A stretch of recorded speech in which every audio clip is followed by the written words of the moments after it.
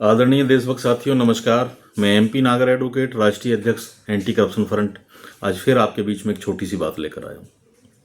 आदरणीय साथियों, आज हम लोग बात करेंगे जो सीवरेज के जो मैन होल होते हैं उनकी सफाई और उनके रखरखाव के दौरान होने वाली मौतों के बारे में, कि ये मौतें आज प्रगति के इस दौर में जो तकनीक आई है, जो टेक्निक्स हैं, उनके बावजूद भी इन मौतों को ख़त्म नहीं किया जा सका। और इसलिए हरियाणा सरकार ने अभी इस बेहद गंभीर मुद्दे पर कुछ सख्ती दिखाने का काम किया है, जो वास्तव में ही सराहनीय है।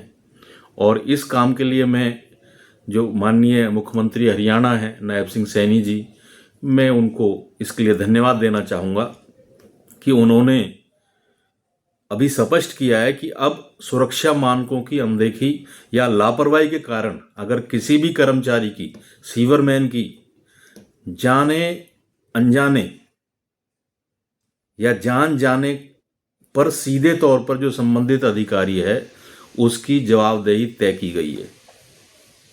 सही मायने में जो मैन होल सफाई है और जो सीवरेज के रखरखाव में सुरक्षा उपकरणों का जो अभाव है, उसके बाद दुर्घटना होने पर जो अधिकारियों की जो जिम्मेदारी से पल्ला झाड़ना है और उन अधिकारियों की जो सही मायने में जो संवेदनहीनता है उसको उजागर करने का काम करता है। पहली बार ऐसा लगता है कि जैसे सरकार ने एक संवेदनशील होकर काम करने का काम किया है। परंतु मैं इसमें एक चीज़ और ऐड करना चाहूँगा कि अगर सरकार इस तरह से काम करती तो शायद और भी अच्छा होता, कि ऐसे अधिकारियों के खिलाफ लापरवाही के द्वारा किसी की जान लेने का मुकदमा उसके खिलाफ दर्ज होना चाहिए। और एक ऐसा नया कानून सरकार को बनाना चाहिए जिसमें अधिकारियों को, जो जिम्मेदार अधिकारी हैं, उनको 10 से 20 साल तक की सजा का प्रोविजन हो। तो ऐसा कानून बनाने से ऐसी घटनाओं पर अंकुश लगने का बहुत से लगता है कि भाई उम्मीद जगेगी इस तरह से। साथियों, मैं यहाँ आपको एक विशेष बात बताता चलता हूँ कि अधिकांश जो सीवरमैन हैं वो एक जाति विशेष से आते हैं, शेड्यूल कास्ट से संबंधित हैं, और उनके खिलाफ आज भी देश भर में एक पक्षपात सा नज़र आता है। क्योंकि आज तक देश में लाखों सीवरमैन की मैन होल्स को साफ करते वक्त मौतें हुई हैं। और सही माने में मैं भी जानना चाहता हूं एंटी करप्शन फ्रंट के माध्यम से कि इन मौतों का जिम्मेदार कौन है। क्या सरकार ने इन मौतों की जिम्मेदारी ली? क्या सरकार ने उनके परिवारों को सही तरीके से मुआवजा दिया? देखिए, मेरा ये मानना है कि सही मायने में जो कर्मचारी अपनी जान की परवाह किए बगैर सीवर में या मैन होल में सफाई करने के लिए उतर जाता है, तो साथियों आप ये मान के चलिए कि वहाँ जान जाने का पूरा खतरा और जोखिम बना रहता है। तो वह सही मायने में मौत नहीं, शहादत होती है। क्योंकि वह जो सीवरमैन है वो अपनी ड्यूटी को निभाने के दौरान कुर्बान हुआ है। तो सही हर हाल में ऐसे व्यक्ति को शहीद का दर्जा मिलना चाहिए और उसका जो काम है वो शहीद की श्रेणी में आना चाहिए।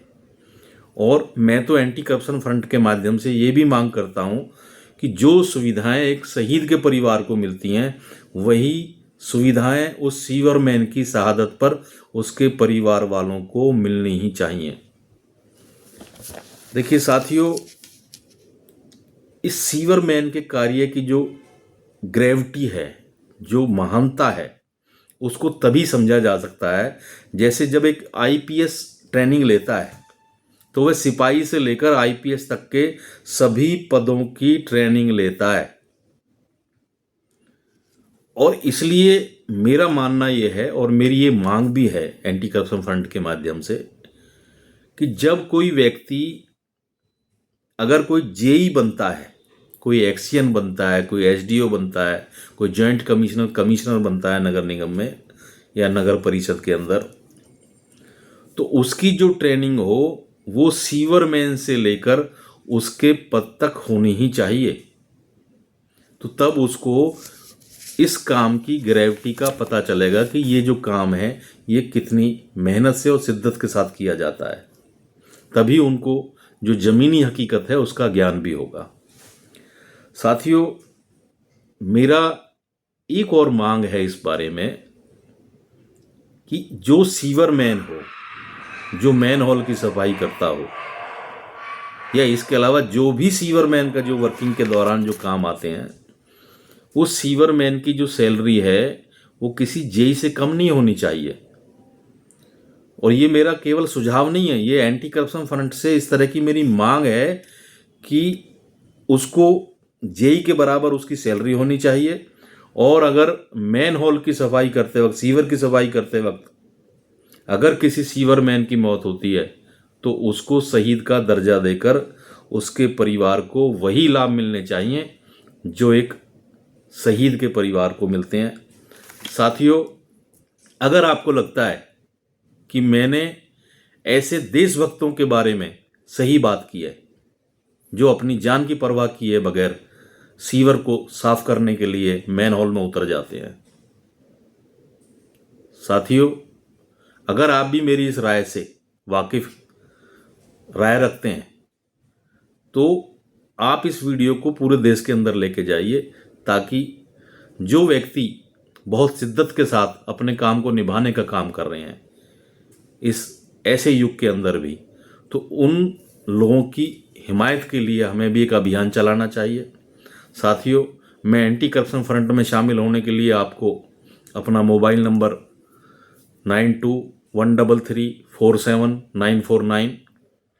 साथियों, मैं बहुत सी वीडियो जारी करता हूँ। अगर आपको लगता है कि मैंने कोई ठीक बात की है तो इन वीडियोस को देश हित में आप दूसरे साथियों को फॉरवर्ड कीजिए, मेरे चैनल को सब्सक्राइब करने का काम भी करें। और साथियों, अगर आपको लगता है कि मुझे कोई राय देनी है, मुझे कोई और सुझाव देना है, तो आप मुझे किसी भी वक्त कॉल कर सकते हैं। जय हिंद, जय भारत, धन्यवाद साथियों।